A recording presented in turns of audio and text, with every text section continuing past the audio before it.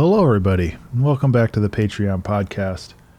This one's going to be a little bit more of a journal entry, I guess. I don't really have any particular topic to talk about aside from me turning 43, which happens the day that this episode airs. I'm actually recording this on the 10th, so about a week or two ahead of time, but actually a week or three. But I wanted to kind of talk about things and just kind of ruminate on the past couple of years, and just kind of maybe talk about what I want to do in the future. You know, like there's a lot of things moving around, and it's really hard to find like a concrete direction to go. And 43 isn't exactly like a monumental year like 40 is or 50 is or anything, but it's still, something to take the time to kind of reflect and look back at what happened over the last year and how we can maybe improve that a little bit more. I mean, really the first big thing that comes to mind is game development, and I pushed a lot recently to both focus on making smaller games, but I also pushed up Pandemonium that had its it was a real mixed blessing on that account, but I'm glad that I did it and I'm glad that I learned from it. But I really want to be better at game development, and I want to kind of keep pushing myself forward in that regard, because I think that it's a good confluence of the skills that I have and the skills that I want to learn. Like I know I'm good at making music and I'm good at programming, and I'm learning to be better at both. But then there's also the whole process of visual art, and that's something that I really want to get better at, and I want to improve at. And it's taken its sweet time, but I think I'm getting there. So that's one thing that I really want to focus on more, is to just kind of find my style when it comes to art. And like visual art, specifically pixel art, but I'm not limiting myself to that. I'm just doing pixel art because right now it's lower impact than doing kind of like 3D modeling or some more kind of like vector-based art or whatever. So I'm just kind of starting where I'm at least somewhat comfortable, and I'm trying to move out from there. With regards to music, I feel like I've been in a pretty good spot lately, and I'm really happy with how season 22 came out. Just in general, it was a lot of fun to make kind of these like jazzy, funky tracks, and I'm really happy that some of the ones that came out of season 22 are probably my favorites. Streets of Calm is up there. Geomorphology is another big one that really tickles me. Was Go With The Flow or Follow the Vibe. Follow the Vibe was another one or Let It Flow. Which one was that? Yeah, Let It Flow was the one that I was thinking of. That one's like, there's like a lot of top 10 or top 5 contenders for the ranking when I get to that next. So I think that like music wise, like I've definitely run into some creative blocks and some frustrating times, but overall I feel that, music wise, I found a groove, and I'm really enjoying being in it. I think what I want to do over the next couple of weeks is do more like minimal house stuff again, because I really enjoy doing that too. Another really big thing that I'm focusing on is commission stuff, or rather I'm trying to get out of doing commissions. Not because I don't like doing it. It's just that having that in my queue just kind of weighs on me mentally, and I really want to focus on my own personal projects. I think one of my biggest goals to try to achieve by the end of this year, which I don't know if I'll be able to achieve by the end of this year, but hopefully by my birthday next year, I really want to get to like whatever the equivalent of inbox 0 is for like projects. So I want to basically be able to have the freedom to do whatever I want creatively. And that's something that I've been like really trying to strive for the last couple of years. And either a project comes up that I really want to jump into, or I get burnt out on a project, and then I get a backlog of things that I need to do, and then, I start all over again. One of the problems with that, and really one of the problems I have with my brain, is that I have a schedule on my Trello board, and that schedule goes out to 2025 worth like album releases. And like, that's not a bad thing, like to have a plan, but I also have to remember that this plan is mutable and this plan can change, because it might, and that's okay.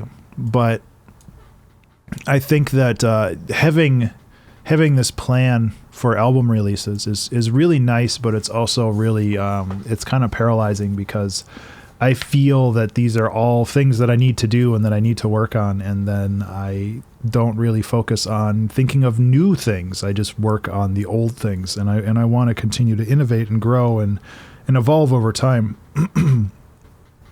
So I'm probably, at the end of this year or whatever, I'm probably going to go back and reevaluate how I want to do 2024. And to be fair, a lot of these album releases are things that already exist in some form. And I just need to like go and I need to fix them.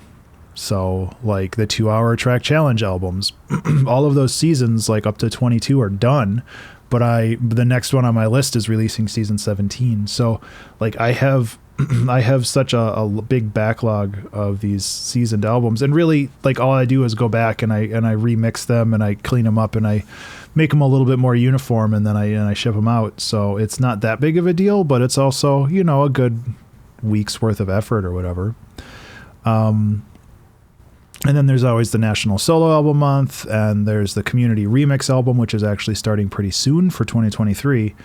And like, I really want to do another Cuddlecore album, but we'll see how that goes, because it really depends on how my creative focus plows through the Let the World Forget Us album, which is something that's been on my plate for 2 years, and I just need to get it done.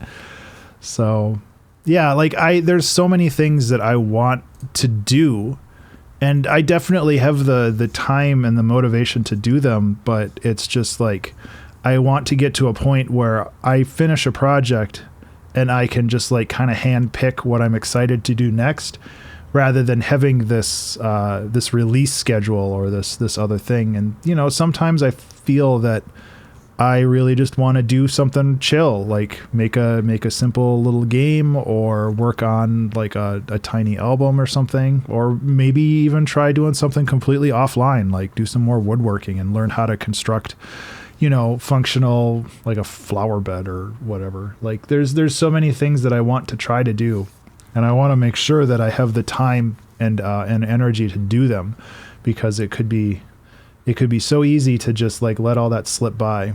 And that's one of my bigger fears, where it's just like you wake up one day and it's 3 years later and you realize that, oh no, like there's so many things that I wanted to do and I haven't had the opportunity to yet, because unfortunately you don't get younger. Which is, I think in the long run, I think that's a good thing. I still feel that like immortality or living forever and any of that kind of stuff, like I feel that that's still something that if it was offered to me, I would take. But I also feel that the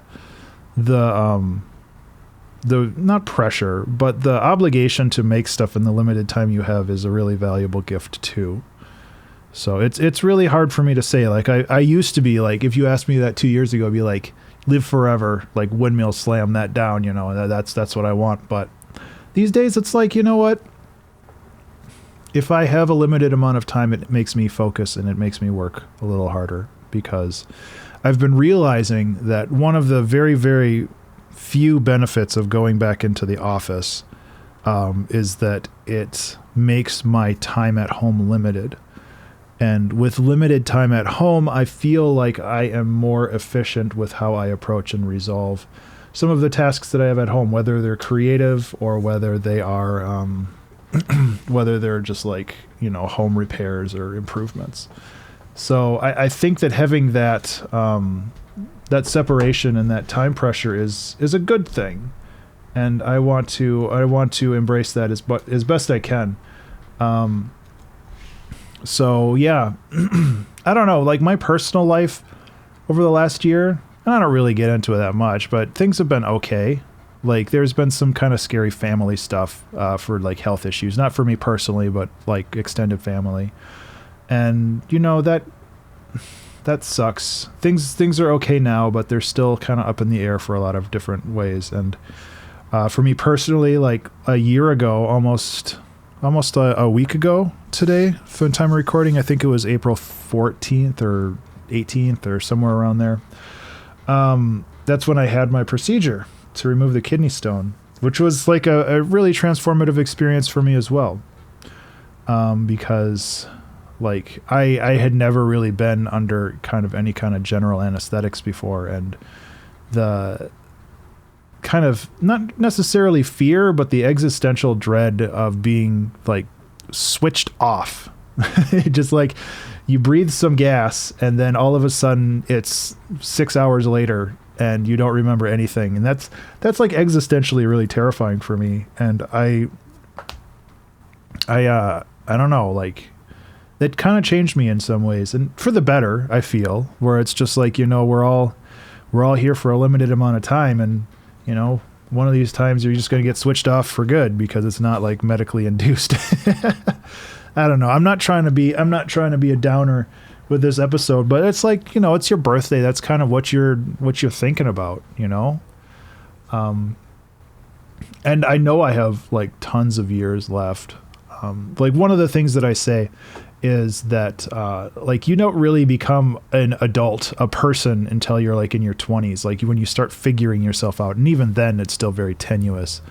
So it's like from my mid 20s to now could be considered like, you know, where I started my real life. And it's just like, I feel that I've done a whole lot in the last 10 or 15 years, and I can't imagine what things will be like in like the 2040s when I turn 60, you know. I think that there's going to be so many just absolutely incredible changes that happen, not just, you know, for me, but for the world in general. I'm trying very hard to stay positive with, you know, the state of the world or whatever, just because I you know, there's no reason to dive into the negatives all the time. But, you know, I'm doing my best. I'm doing my part to try to make a world where people want to live. But, you know, I'm only one person, and I can throw art into the world, and hopefully that affects people in some way. But yeah, like over the next 20 years, like I really started being serious about making things in, I think, 2012. I mean, I can check, like in my released albums. Yeah, like 2014, 2015 is when I really started being serious about this. And over the past like 9 years, I've released how many albums have I released? I've released 55 albums. And like, that's awesome. And like, give me another 20 years of that. Like, who knows where I'll be, you know? Like you say, well, I'm 40 and I'm, you know, to turn 60 or whatever. And it's just like, it sounds like that's forever and also like no time at all. And it's a little bit of both. Like things start to move quicker. That's definitely for sure. But I also feel like as long as you're like mindful and aware of what you're doing, and how you're moving and how you're working, I think that time can last a very long time. Which really in that case, like consciousness lasts a long time. I feel that like days where I get stuck in my patterns, like my habits, you know, I just kind of wake up and I do the thing and then I do the other thing because it's all habitual.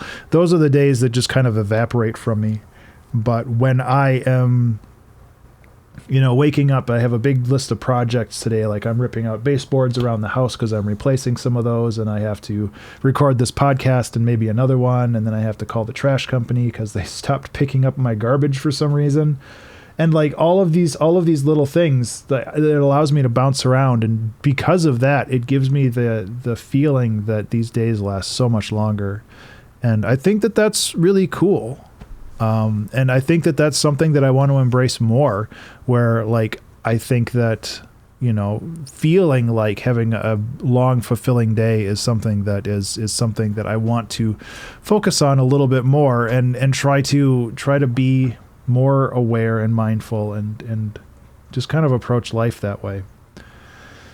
I don't know. This is very meandering. I don't really, like I said, I don't really have a point to any of this. I just kind of wanted to talk a little bit. And as far as the next year, who knows? Like the family troubles, the extended family troubles are still ongoing, and we'll see where those go. It's kind of out of our hands. And like personally, I just want to keep making things. I want to knock out a bunch of albums. I want to at least finish my Raise the Dead for Fun and Profit game, and start working on another one, and maybe try to rein in the scope a little bit more. Raise the Dead, I learned a lot from it, but the scope got out of hand very quickly, and I'm struggling with it at the moment. So I need to better approach how to make games, and try to find things that are a little bit easier to approach and resolve, because this one got a little away from me, and that's okay. I don't know. Like, I think that's all I've got. Like, I don't feel bad getting older. I mean, obviously I'm more tired. Of course my allergies are going nuts right now too, so it's probably partially that. But I feel like I'm doing really well, and I'm happy for that. And I hope that I continue to do well. And you know, you can't say for sure what's going to happen, but I can only hope for the best. So that's what I'm going to do. So, well, thank you so much, everybody, for listening to me kind of meander on for 17 minutes. But it really means a lot to me that you guys are here for me and you listen to this. And I think that hopefully somebody will get some value out of it, if not just some perspective on that, you know, getting old isn't the end of the world. Because I always see those like Twitter things where it's like, is 25 too old to get into music? And it's like, my dude, 25 is by no means old. Too old, you know. Like I seriously started making music in my early 30s, and I feel like I've been growing from there. And I feel like in some ways I'm going to be shrinking a little bit too. Like I was very explosively prolific for a while, and that was great, but it was also a lot of effort. And I think at this point, like, part of me just wants to kind of chill out and focus on the things that I like doing. So again, we'll see where it goes. I don't know. Anyway, I hope that you have a fantastic Friday and a wonderful weekend. And I apologize for the airplane that's flying over right now. I hope you don't hear that, but I think you do. But in the meantime, I hope that you have a fantastic Friday and wonderful weekend. I already said that. I'll talk to you in the next one. Be remarkable.